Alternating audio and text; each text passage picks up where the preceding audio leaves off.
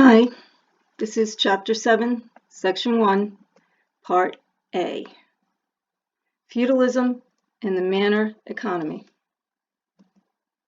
The essential question is, how did feudalism shape medieval society, and what was its main goal? The main goal was protection. Few things we need to keep in mind. The Roman Empire provided protection to the people that lived there through an established government with a set of laws, an economy, a social hierarchy people were used to. That's now gone.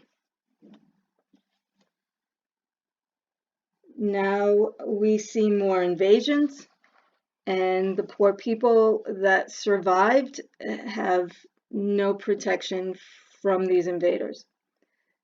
You will remember Clovis, who was a Frankish king who invaded and took over a huge amount of Gaul, which will become France.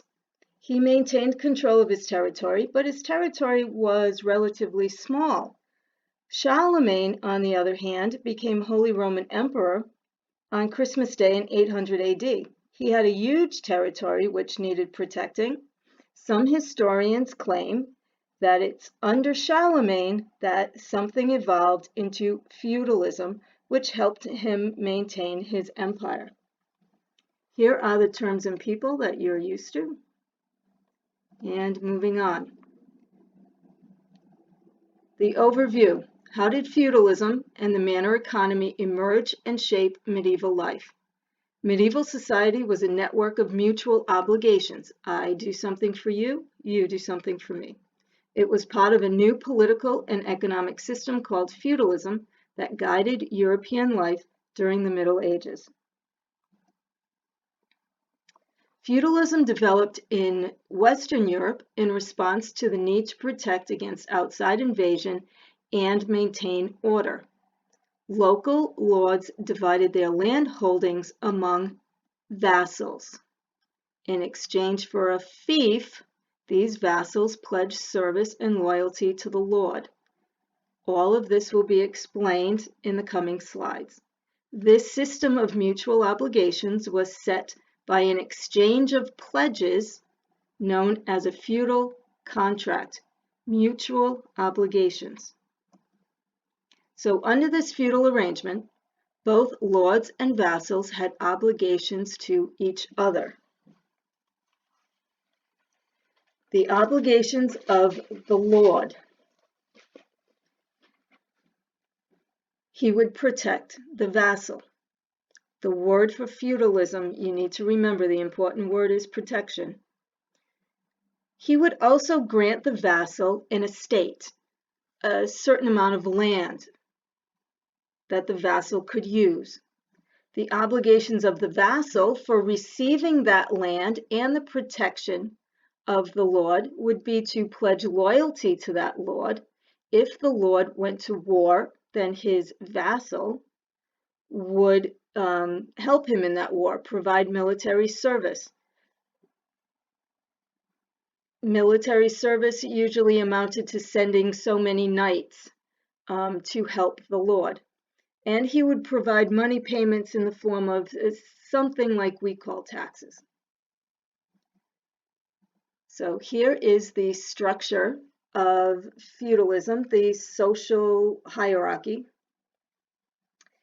So let me explain this in a better way here. This is our pyramid. The monarch is on the top, the king. Now the king wasn't as strong as we always think kings are. He had a nice title, but he has a lot of land that he now needs to protect from invasion. So he has to use the people under him to help with that. So the people right under him are powerful lords. That's what we'll call them, powerful lords. Those powerful lords are given land. We'll call them a fief. They need to work that land, protect that land. In exchange for being given that land, they will give the king military service if the king needs it, and they will pay for certain fees. We'll call them taxes. Under those powerful lords, the powerful lords could take the land that they've been given and they could divide it up a little bit and have a vassal under them. So the powerful lord is a vassal to the king, and the powerful lord has vassals under him. The same man could be vassal to one lord and lord to another vassal. This pyramid is simplified. Feudalism is complicated, but we're going to just simplify it as much as possible. So the powerful lord divides up some of his land and gives that land to a vassal. That vassal, under a mutual obligation, a feudal contract, promises to take care of that land and at the same time provide military service for the powerful lord. Under everybody are the peasants, the lowly peasants. Those peasants are called serfs. They are not slaves, but they can't leave the land. They are given land to work and a place to live, which they can't be thrown out of. In exchange, they work the land. They give the lord that's over them the crops that they grow. They work the property, fixing fences and bridges and things like that. They pay fees, which we'll get to later when we talk about manorialism. The peasants are then given protection. If there's any type of warfare, those peasants are to be protected by the Lord. And they're also guaranteed a place to live. This is good. Let me explain this in a different way. Let's say we have the King of Massachusetts. I'm going to use names that we all recognize. The King of Massachusetts is at the top. The King of Massachusetts keeps some land just for himself, but he divides up the rest, gives it to powerful lords. The powerful lords are given what we would call in Massachusetts counties. So Bristol County, Norfolk County would go to different powerful lords. These powerful lords work the land and help the king in case of war. The powerful lords take their counties, keep some specific land for themselves, and then divide up the rest and give that land to a vassal. That land could be, say, the city of Attleboro, the city of Foxborough, etc. So the land is getting smaller as we go down the pyramid. The amount of land is getting smaller. That vassal will work the land. We say work the land. The peasants work the land. And they will provide military service to their lord if necessary. So it's a feudal contract, mutual obligation. I do for you, you do for me. Warfare was a way of life in the feudal age. Warfare often involved trying to seize a castle.